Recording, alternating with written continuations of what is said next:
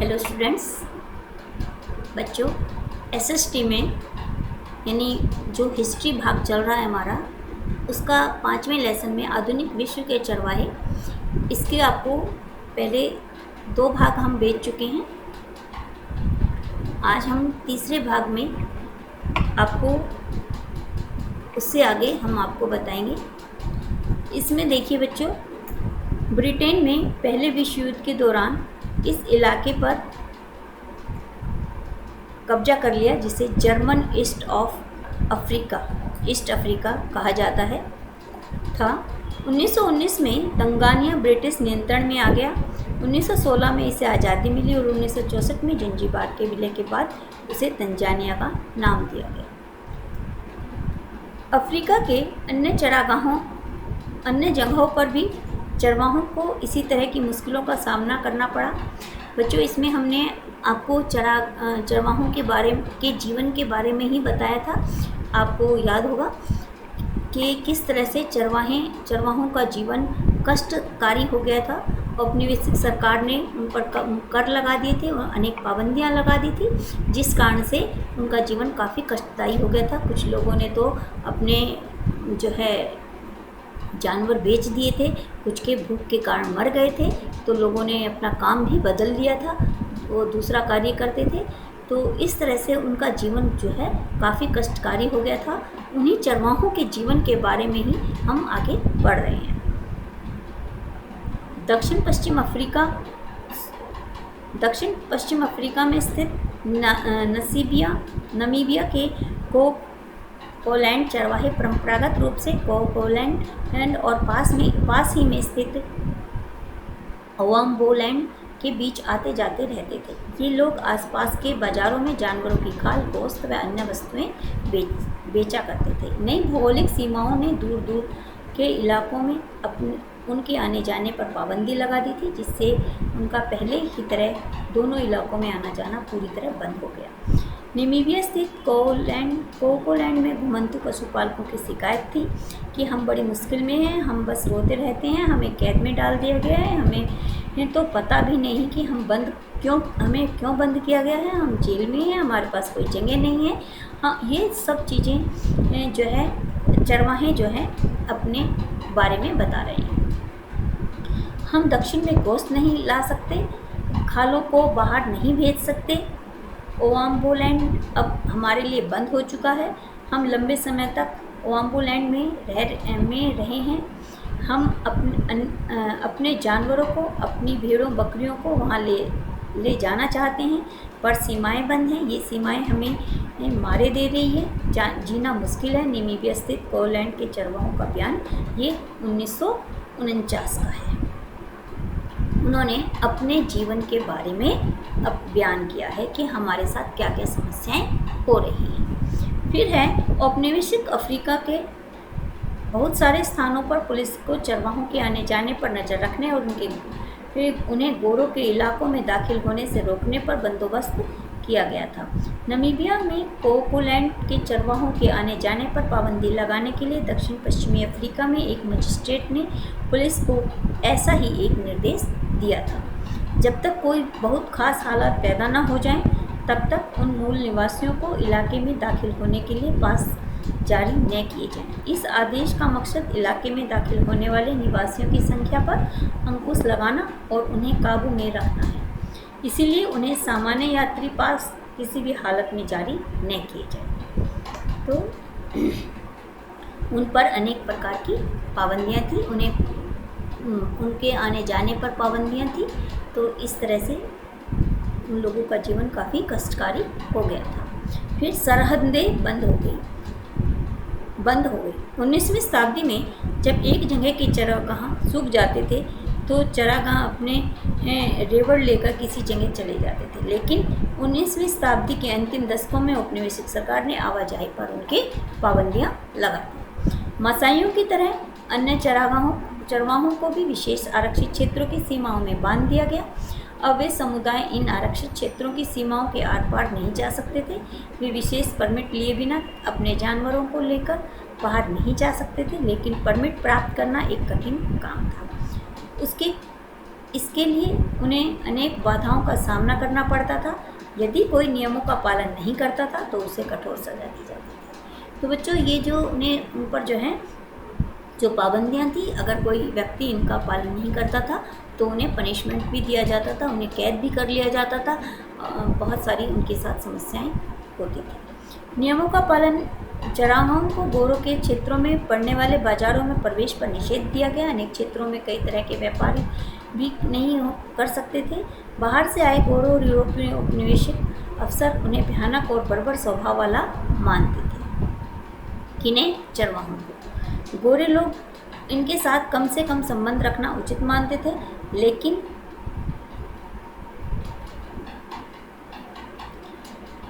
इन स्थानीय लोगों से खानों में माल निकालने, सड़कें बनाने और शहर बसाने के लिए श्रम कराया जाता था।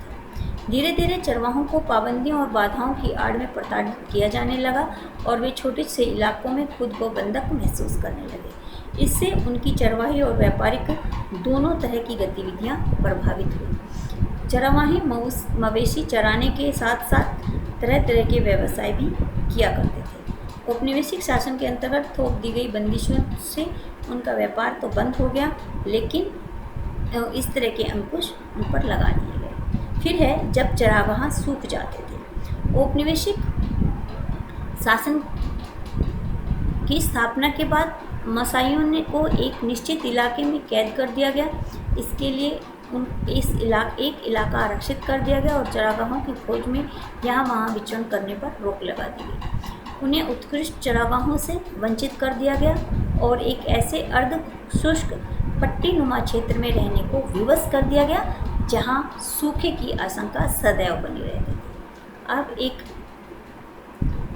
इससे क्या होता था, जब सूखे वाले स्थान पर चरावाह रहते थे तो वो उनके जो पशु थे उनके लिए जो है चारे की व्यवस्था नहीं हो पाती थी और जिससे जो मवेशी थे उनके वो भूख से तड़प तड़प कर मर जाते थे।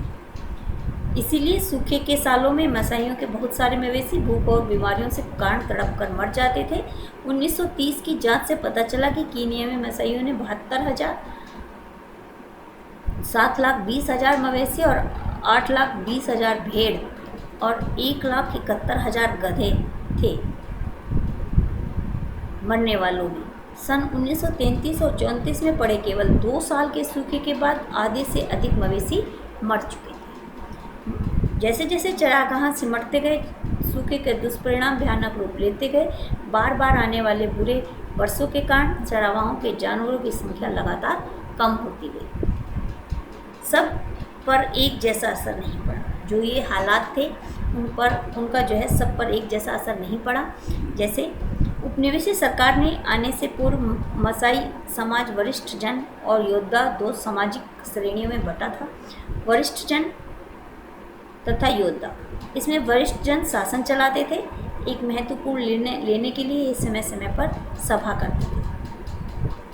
वरिष्ठ यानी विशेष या सीनियर जिसे हम कहते हैं, जबकि योद्धाओं में अधिकतर नौजवान थे जिन्हें मुख्य रूप से लड़ाई लड़ने और कबीले की सुरक्षा करने के लिए तैयार किया जाता था। नौजवान मसाइयों को योद्धा बनाने हेतु अनेक प्रयास किए जाते थे। हालांकि अब यह प्रथा पहले की तरह प्रचलन में नहीं थी।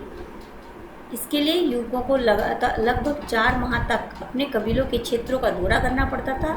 इस यात्रा के अंत में वे छापामारों की भांति दौड़कर अपने कबीलों में घुसते।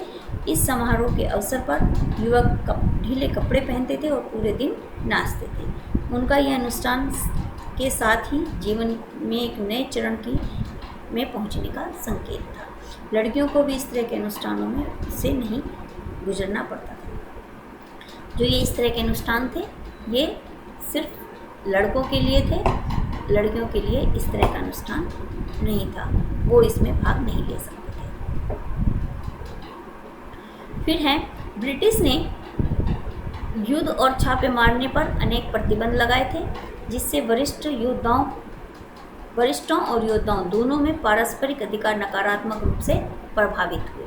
औपनिवेशिक सरकार द्वारा नियुक्त किए गए मुखियाओं के समय के साथ साथ धन अर्जित किया गया। ब्रिटिशों ने मसाइयों के मामले को देखने के लिए कई ऐसे फैसले लिए जिनसे आने वाले सालों में व्यापक असर हुआ। उन्होंने कई मसाई उपसमूहों को मुखिया तय कर दिए और अपने अपने कबीले के सभी मामलों की जिम्मेदारी उन्हें सौंपी, यानी कबीला प्रथा लागू कर दी गई। कबीले, जैसे आपने सुना होगा कि कबीले बना दिए जाते हैं और उसमें एक मुखिया बना दिया जाता है और वो ही उस कबीले की देखभाल करता है, उसकी सारी समस्याओं का निवारण करता है, सब चीज़ें वही कबीले के मालिक करता है, यानी वो एक तरह से कबीले का मालिक माना जाता है। इसके बाद उन्होंने हमला और लड़ाइयों पर पाबंदी लगा दी। इस प्रकार वरिष्ठ जनों और योद्धाओं दोनों की परंपरागत सत्ता बहुत ही कमजोर पड़ गई। औपनिवेशिक सरकार द्वारा नियुक्त किए गए मुखिया समयानुसार माल एकत्रित करने लगे। उनके पास नियमित आमदनी थी जिससे वे जानवर, साजो सामान और ज़मीन खरीद सकते थे। वे अपने गरीब पड़ोसियों को लगान चुकाने के लिए कर्ज पर पैसा देते थे। उनमें अधिकांश के बाद में शहरों में जाकर बस गए और व्यापार करने लगे। उनके बीवी बच्चे गांव में ही रहकर जानवरों की देखभाल करते थे। उन्हें चरवाही, गैर चरवाही दोनों तरह की आमदनी होती थी। उनके जानवर अगर किसी वजह से कम भी हो जाते थे तो जानवर वो और खरीद लेते थे। दूसरी ओर केवल अपने जानवरों के सहारे ज़िंदगी बसर करने वाले चराहों की हालत अलग थी। उनके पास बुरे वक्त का सामना करने के लिए प्राय साधन नहीं होते थे। युद्ध एवं अकाल के दौरान सब कुछ खत्म हो जाता था, तब उन्हें काम करने की तलाश में नज़दीकी शहरों का रुख करना पड़ता था। कोई बच्चा कोयला जलाने का काम करने लगता था तो कोई कुछ और करता था।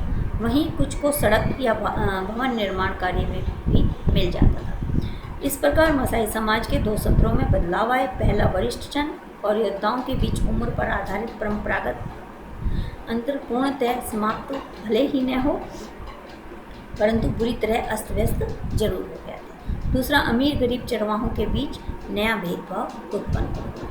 तो बच्चों, जो कबीले के मुखिया थे उनकी तो आमदनी लगातार होती रहती थी। उनके पास इतना धन हो जाता था कि वो ज़मीन भी खरीद लेते थे और अगर मवेशी कम हुए तो और मवेशी भी खरीद लेते थे।